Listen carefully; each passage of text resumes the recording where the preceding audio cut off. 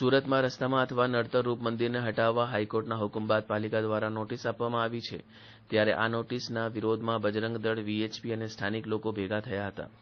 સુરત કલેક્ટરને આવેદનપત્ર આપી આ નિર્ણય પરત લેવા માંગ કરી છે. નિર્ણય પરત નહીં લેવાશે તો ઉગ્ર આંદોલનની ચીમકી ઉચ્ચારવામાં આવી છે. કલેક્ટર કચેરીના પટાંગણમાં આવેદનપત્ર આપતી વખતે રામધૂન બોલવામાં આવી હતી.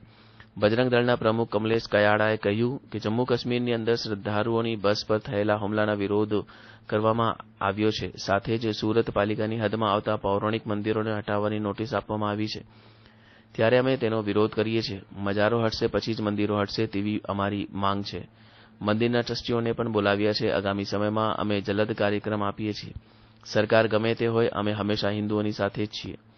મહંતે કહ્યું કે પાલિકા કમિશનર દ્વારા નોટિસ આપવામાં આવી છે. રસ્તાની આડમાં મંદિરો તોડવાની નોટિસ આપવામાં આવી છે. મંદિરને તોડવા કરતાં વૈકલ્પિક વ્યવસ્થા કરવી જોઈએ. હિન્દુઓની આસ્થા મંદિર સાથે જોડાયેલી છે.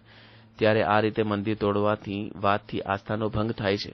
સરકાર હિન્દુ હિતની વાત કરે છે, વોટ માંગે છે, બીજી તરફ મંદિર તોડવાની વાત કરે છે. આ બેદારી નીતિ વિરોધાભાસી છે, જેને પ્રજા ધ્યાનમાં જરૂરથી લેશે.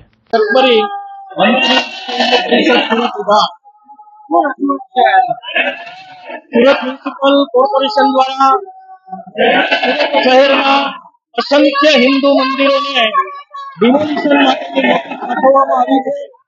આ અગાઉ પણ વિકાસના નામ પર સુરત મ્યુનિસિપલ કોર્પોરેશન દ્વારા અસંખ્ય હિન્દુ મંદિરોને તોડી પાડવામાં આવ્યા. સુરત શહેરની અંદર અનેક અવૈધ અને ગેરકાયદેસર મજાક અને મસ્જિદો સુરતના જાહેર માર્ગો છે. ગાંડા બની ગયેલા નજરમાં નથી આવતી. માત્ર ને માત્ર હિન્દુ મંદિરો જ કેમ? અમે માન્ય કલેક્ટર શ્રીના માધ્યમથી ગુજરાતના માન્ય મુખ્યમંત્રી શ્રીને આવેદન પત્ર આપીને અમે માંગ કરીએ છીએ કે હિન્દુ સમાજની સામે થઈ રહેલો અન્યાય ન્યાય આપવામાં આવે અને હવે પછી હિન્દુ મંદિરોની એક કાંકરી પણ ખેરી છે